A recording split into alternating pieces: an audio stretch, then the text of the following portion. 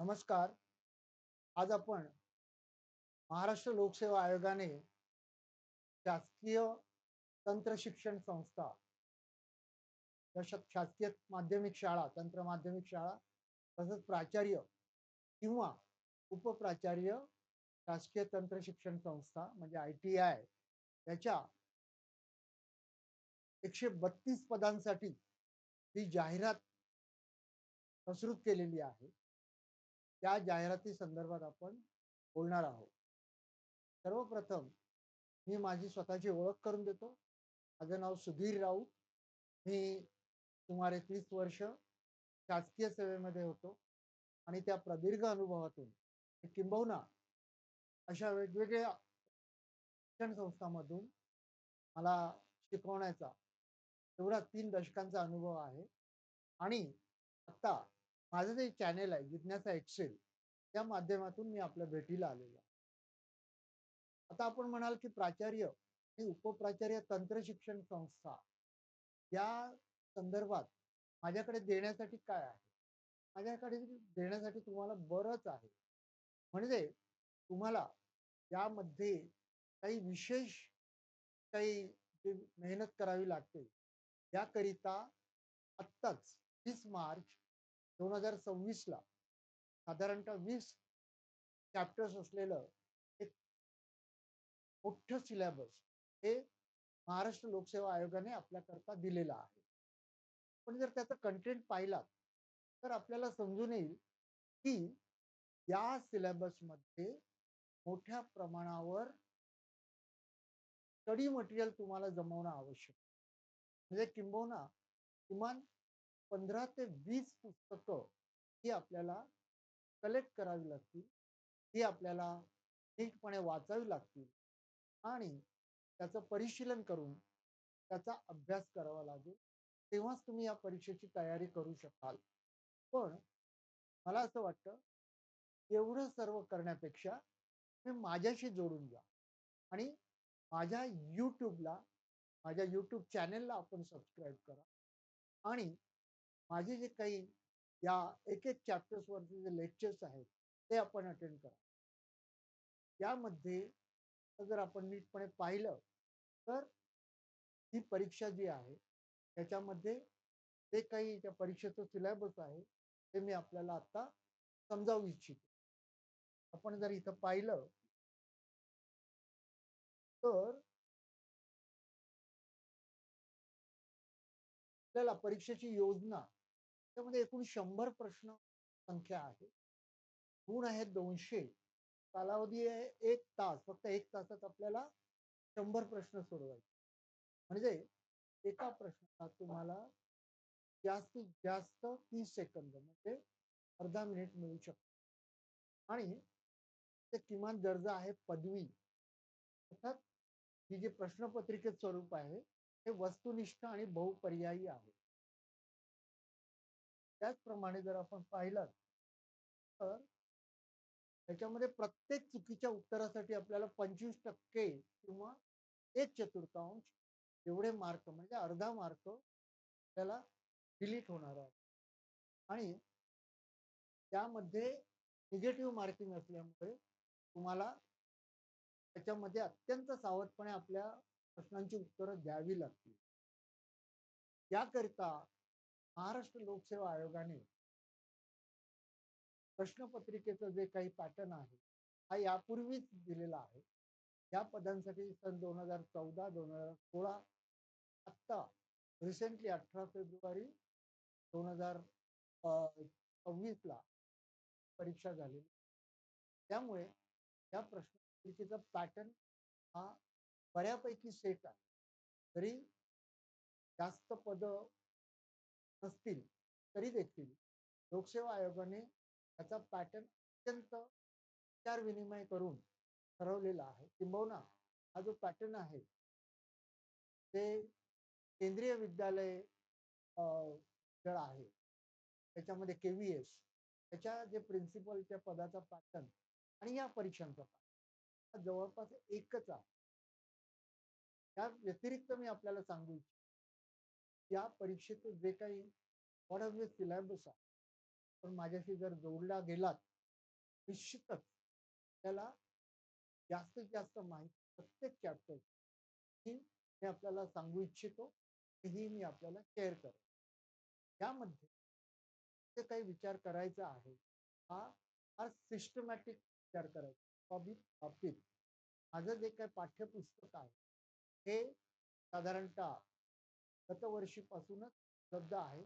त्याचा updated version त्याची लवकरात लवकर आपल्या भेटीला येईल आणि अपडेटेड व्हर्जनमध्ये मार्च 2026 पर्यंत या प्रत्येक चॅप्टरचं जे काही अपडेशन असेल, ते उदाहरणार्थ जर आपण पाहिलं गेलं, तर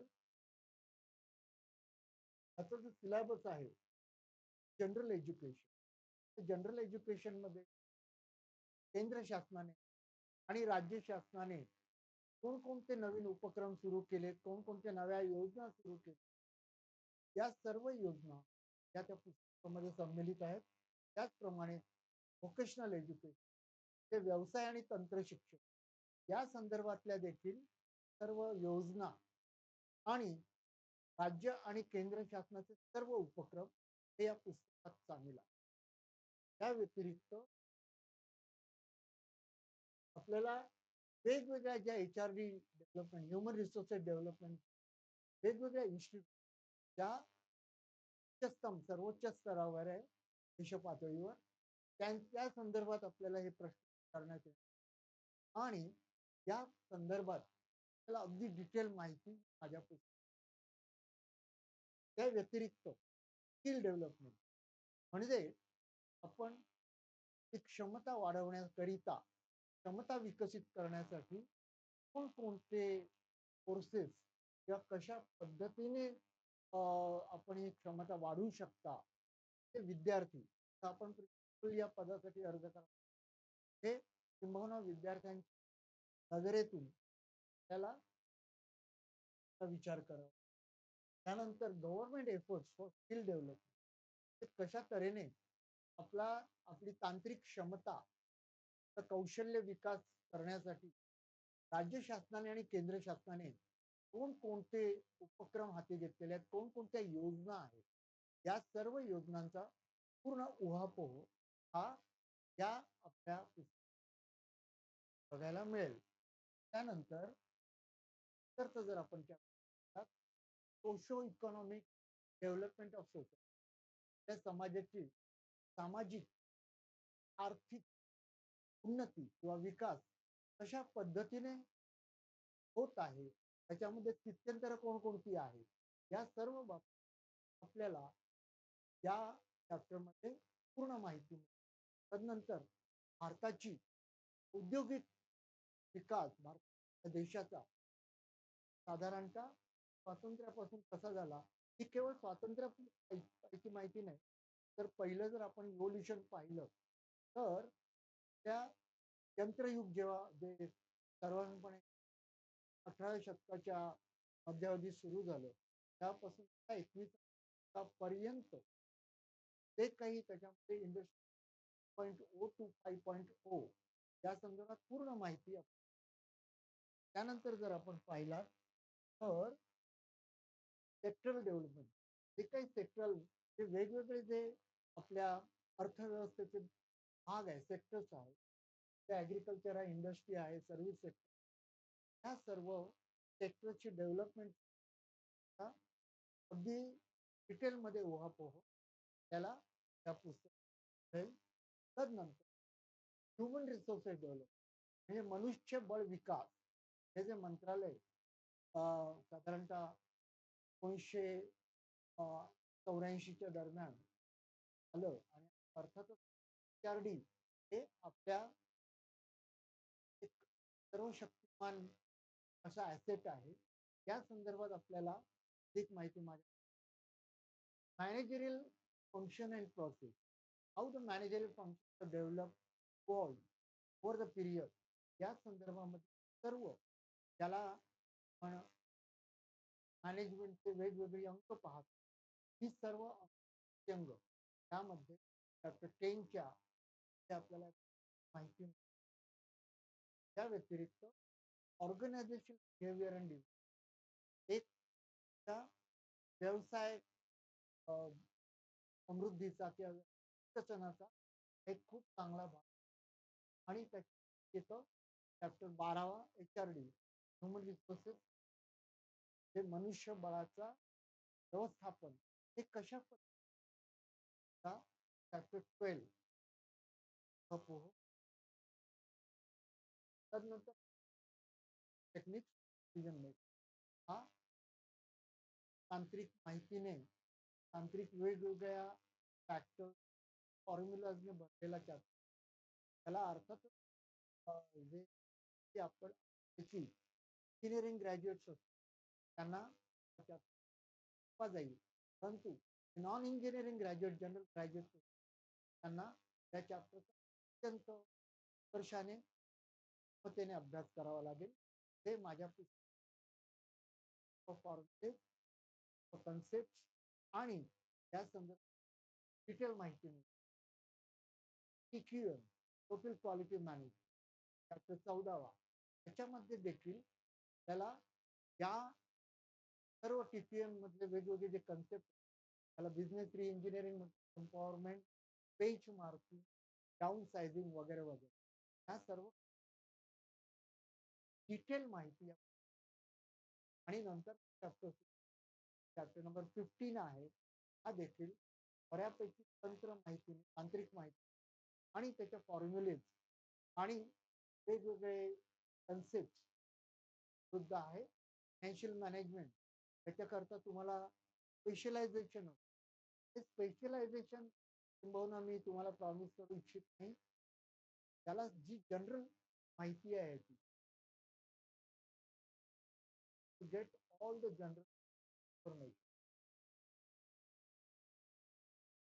सर्व जनरल इन्फॉर्मेशन त्याला या माझ्या पुस्तकात मिळू शकेल त्यानंतर मॅनेजमेंट इन्फॉर्मेशन सिस्टम MIS साधारणतः गेल्या 70 वर्षाचा MIS इतिहास आहे आणि तसं त्या 70 ते तो MIS चा कसा विकसित झाला आणि फक्त आजच्या तारखेला ही जी MIS सिस्टम ही वेगवेगळ्या मॅनेजमेंट अधिकाधिक समृद्ध करायला ती आकडेवारी म्हणा त्या इन्फॉर्मेशन त्या त्या व्यवस्थापकाला सहज हँडी कशा मिळू शकतात या संदर्भामध्ये त्यानंतर ते देशाच्या प्रशासनात एक महत्वाचं अंग ते डेव्हलपमेंट ऍडमिनिस्ट्रेशन हे विकास व्यवस्थापन व्यवस्थापन विकास प्रशासन म्हणून ते विकास प्रशासन जे आहे कशा पद्धतीने त्या देशात केवळ आपल्याकडे जे काही मला आहे आपल्याकडे हे जमा तेच आहे गॅरेज राज्य शासनातील वेगवेगळे MDS म्हणतात सर्व्हिस सेवा ते विकास अशा प्रकारचे वेगवेगळे कार्यक्रम घेतले जातात प्रत्येक प्रत्येक विकास कोणकोणता सहभाग असतो हे विकासाचं व्हायचं हा पूर्ण चॅप्टर 17 मध्ये केलेला तदनंतर ऍडमिशन किंवा या सर्व विचार करतो किंवा प्रत्यक्ष PTI प्राचार्य किंवा उपप्राचार्य म्हणून काम करणं प्रिन्सिपल म्हणून काम करणं शासकीय तंत्र विद्यालयाचे त्याला कार्यालयाचं प्रशासन हे कशा पद्धतीने राबवायचं त्या संदर्भामध्ये अत्यंत गरजेचं आहे त्यामुळे त्यांनी हा चॅप्टर त्यामध्ये चॅप्टर 19 पूर्ण मला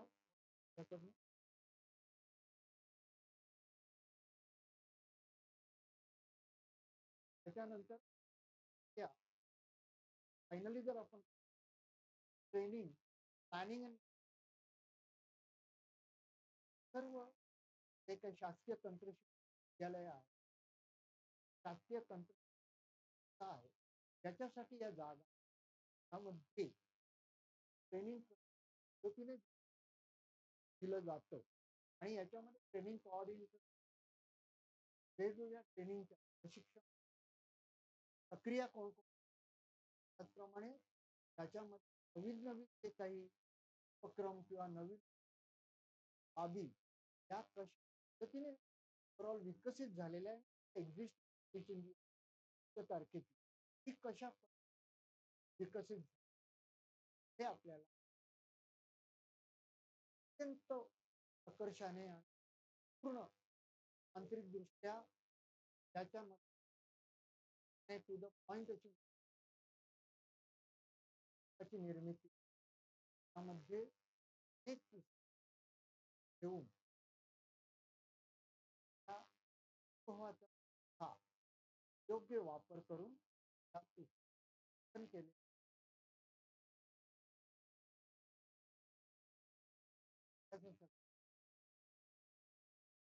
त्या व्यतिरिक्त एक पुस्तके आहेत ते प्रत्यक्ष जेव्हा आपण या परीक्षेला अपेअर होणार जे एमसीक्यू असतील बहुपर्यायी वस्तुनिष्ठ प्रश्न हे पर्यायी वस्तुनिष्ठ कशा फ्रेम केले कशा पद्धतीने त्याला एक ते सुद्धा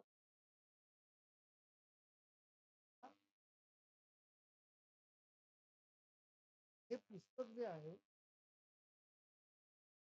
हे पुस्तक जे आहे प्रिन्सिप लवकरात लवकर येत आहे त्याचप्रमाणे हे जे काही सिलेबस आहे एक्झाम सर्वसाधारण त्याला भरपूर अशा प्रकारची स्टडी मटेरियल आहे त्याची पुस्तक संख्या 940 एवढी आणि त्या पद्धती 40 त्या पुस्तकाचे 20 अत्यंत डिटेलमध्ये तर पण मला त्या अकॅडमीचं मी आहे जिज्ञासा एक या जो आहे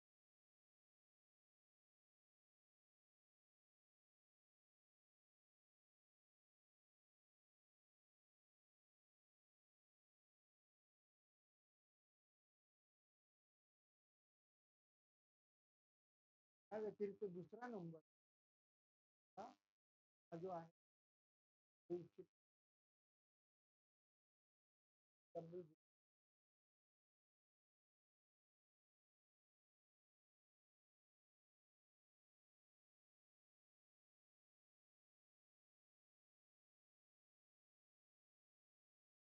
दोन क्रमांकावर मला संपर्क करू शकता आणि त्याला त्या संदर्भातली जी काही इतर त्याला देईन त्याचप्रमाणे माझं पॉडकास्ट हे मी लवकरच 7 दिवसामध्ये पॉडकास्टद्वारे मी परत आपल्या भेटीला येत आहे त्याच्यामध्ये ते जे काही प्रश्न असतील या संदर्भात या व्हिडिओ संदर्भात शंका असतील ते कृपया या कमेंट बॉक्समध्ये कळवाव्यात जेणेकरून मी त्यांना योग्य तऱ्हेने उत्तर देऊ शकतो आणि त्याबद्दल माहिती पॉडकास्ट आणि यूट्यूब चॅनेल त्याचा एक्सेल या यूट्यूब चॅनेलच्या माध्यमातून मिळतच नाही त्याचप्रमाणे त्या लवकर जॉईन झालात एकाधिक माहिती मिळेल कशा पद्धतीने परीक्षेच्या तारखेपर्यंत अपडेटेड राहाल याचा काळजी त्या माध्यमातून जाईल याबद्दल आपण निश्चित राहा आणि त्याबाबत परीक्षेची तयारी लवकरात लवकर सुरू करा कारण या परीक्षेची तयारी त्याला प्रचंड मोठं होऊन द्यायचं. मात्र मी हे काम आपल्याकरता सोप्पं केलेलं आहे आणि फक्त साधारणतः 950 पासून तर 350 क्वेश्चन या परीक्षेच्या पर्यंत पोहोचवण्याची जबाबदारी आहे. सांगू इच्छितो. जास्तीत जास्त आपण सबस्क्राईब करा. या चॅनलच्या मधून वेळोवेळी जी आपल्याला काही माहिती घ्या. त्या संदर्भामध्ये टेलिग्राम जे काही डिस्क्रिप्शन मध्ये जे बाकीच्या लिंक याची डिस्क्रिप्शन बॉक्स मध्ये दिलेली आहे. कृपया जाऊन त्याच्या जॉईन करा. जास्तीत जास्त या परीक्षा ज्ञान समृद्ध करा. हीच मी जय हिंद जय महाराष्ट्र.